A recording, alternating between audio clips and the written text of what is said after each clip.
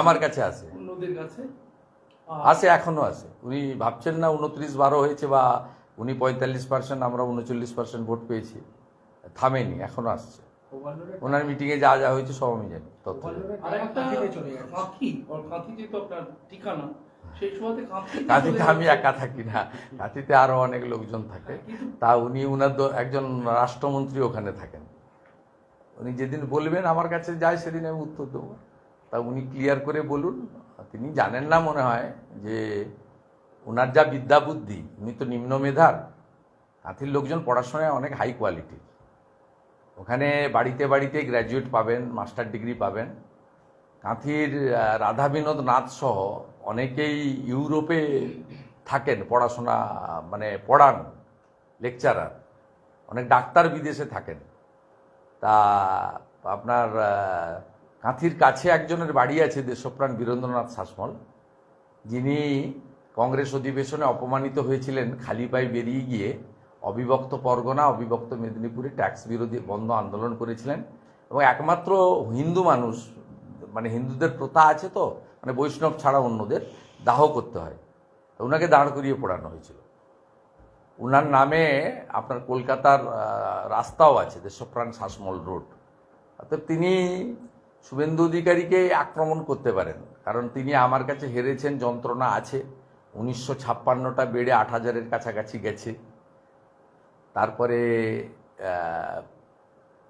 আমার জেলাতে কার্যত শূন্য করে দিয়েছি উনার পার্টিকে আমি। 16টার মধ্যে 15টা বিধানসভায় লিড আছে। তা সব মিলিয়ে উনি কিছুতেই না পারছেন ভোটে আমাকে হারাতে, না পারছেন ব্যক্তিগতভাবে আমাকে থামাতে।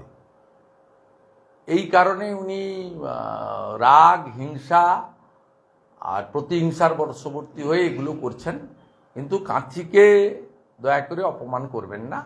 কাঁথি লবণ সত্যাগ্রহের জায়গা, কাঁথিতে পিছাবনি আছে, যে জায়গাটা আপনি ভূমি রাজস্ব দপ্তরের রেকর্ডে পাবেন না। কারণ ওখানে আন্দোলনকারীরা পিছায়নি, ব্রিটিশ পিছিয়ে গেছিল, তাই জন্য নাম হয়েছিল পিছাবনি। মমতা ব্যানার্জির পরিবারের কেউ স্বাধীনতা আন্দোলনে অংশগ্রহণও করেননি, জেলও খাটেননি।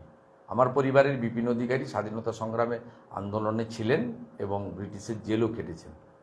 উনার রাজনৈতিক জীবনের অনেক আগে আমার পিতৃদেব শিশির অধিকারী 70 সাল থেকে ভোটে জিতছেন, 82 সাল থেকে বিধায়ক। তা স্বাভাবিকভাবে তিনি এই ধরনের কথাবার্তাগুলো যত বলবেন তত অন্তত আমার এলাকাতে উনি নিশ্চিহ্ন হয়ে যাবেন, নিশ্চিহ্ন হয়ে যাবেন, এবং মানুষ তত বেশি করে আমার সঙ্গে থাকবেন। আমি ওনাকে ধন্যবাদ জানাবো যে উনি হলদিয়ায় গিয়ে আমাকে আক্রমণ করেছিলেন, তাই হলদিয়ায় 21,000 ভোটে ওনার প্রার্থী হেরেছেন। ওনাকে আমি ধন্যবাদ জানাবো। উনি কাঁথি শহরে হেঁটেছিলেন, সেই জন্য কাঁথি শহরের প্রায় সব ওয়ার্ডে বিজেপি প্রার্থী এগিয়ে আছে, এবং দক্ষিণ কাঁথি বিধানসভা কেন্দ্রে প্রায় 20,000 লিড বিজেপি পেয়েছেন। আমি ওনাকে বলবো বারে বারে আপনি আসুন এবং আমাকে আক্রমণ করুন। এতে আমার ভোট ব্যাংক, আমার এলাকায় বা আমার নির্বাচক মণ্ডলী আরও বেশি করে আমার সঙ্গে এগিয়ে আসবে। কেন্দ্রীয় বাহিনী থাকার আজকে যে হাইকোর্ট থেকে একটি এক্সটেনশন পাওয়া গেল, সেই দিনকে দেখা যাচ্ছে জগন্নাথ সরকার, আপনাদের রানাঘাটের বিজেপি প্রার্থী, তিনি বলছেন কেন্দ্রীয় বাহিনীর ভূমিকা নিয়ে প্রশ্ন তুলছেন, ভোটে তাদের সঙ্গে তৃণমূলের যোগসাজশ ছিল, এরকম অভিযোগ করছেন জগন্নাথ সরকার। আমি তো কারোর সম্পর্কে মন্তব্য করি না। আপনারা অনেক সময় চালিয়ে দেন, আমি অমুক লোককে ইঙ্গিত করে বললাম, তমুক লোককে ইঙ্গিত করে বললাম। আমি দলের ভিতরে কোনো কথা প্রকাশ্যে বলি না। আমি খুব ডিসিপ্লিন লোক। আমি কলেজ লাইফে এনএসএস করেছি, আমি কংগ্রেস করেছি যখন, তখনও কংগ্রেসের কথা বাইরে বলিনি। কংগ্রেসে উপদল চলে, আপনারা জানেন।